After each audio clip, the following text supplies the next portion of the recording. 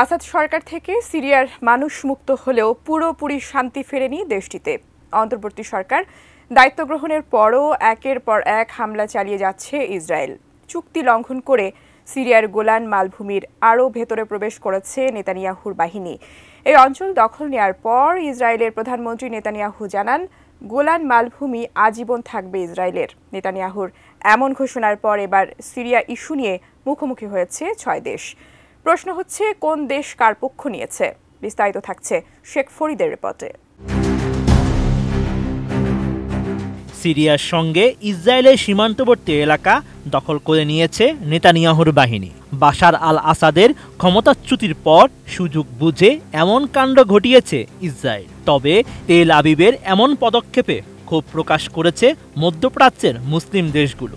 এ নিয়ে কড়া ভাষায় কথাও বলেছেন আরব নেতারা। তবে ইসরায়েলের সমর্থনে এগিয়ে এসেছে পশ্চিমা মিত্ররা। কোয়ালিটি সম্পন্ন আন্তর্জাতিক মানের still bar CSRM, committed for better still.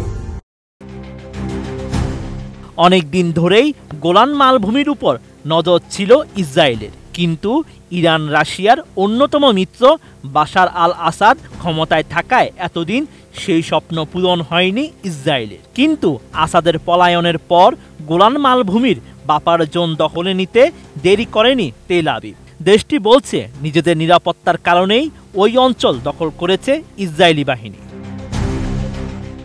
তবে ইসরায়েলের প্রধানমন্ত্রী বেনিয়ামিন নেতানিয়াহুর কথায় ইঙ্গিত মিলছে অন্য কিছুর। বলেন, এই অঞ্চল আজীবনের জন্য তাদের থাকবে।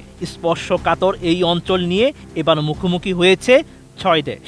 সিরিয়ার অঞ্চল দখল করে নেওয়ায় তীব্র নিন্দাও জানিয়েছে কাতার, তুরস্ক ও মিশর। তবে যুক্তরাষ্ট্র ও যুক্তরাজ্যের মতো মিত্র দেশকে পাশে পাচ্ছে ইসরায়েল। কিন্তু এ বিষয়ে বেঁকে বসেছে মার্কিন মিত্র ফ্রান্স। সিরিয়ার সার্বভৌমত্বের প্রতি সম্মান দেখিয়ে ওই অঞ্চল থেকে ইসরায়েলি বাহিনীর প্রত্যাহারের আহ্বান জানিয়েছে প্যারিস। এ ঘটনায় নিন্দা জানানো অন্য মুসলিম দেশগুলো একই ভাষায় কথা বলেছে।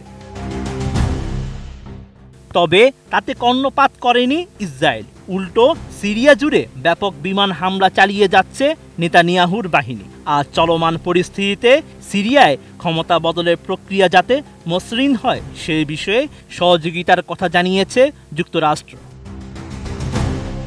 Sheikh Farid, ATN news.